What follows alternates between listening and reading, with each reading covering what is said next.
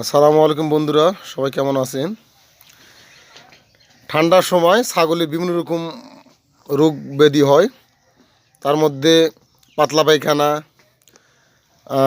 টোটা ফুলি যাক বলা হয়, এই চল ফোলা, এই যে এখানে এই এখানে পানি ধরে।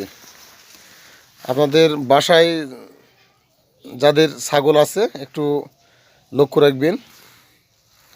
বিশেষ করে ছাগলকে ঠান্ডা জায়গায়, স্যাঁতসেঁতে জায়গায় রাখা যাবে না।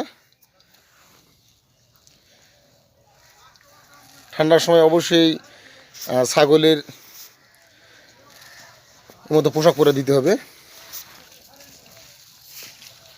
তারপর শিঙে একটু সরিষার তেল দিবেন যাতে গরম থাকে।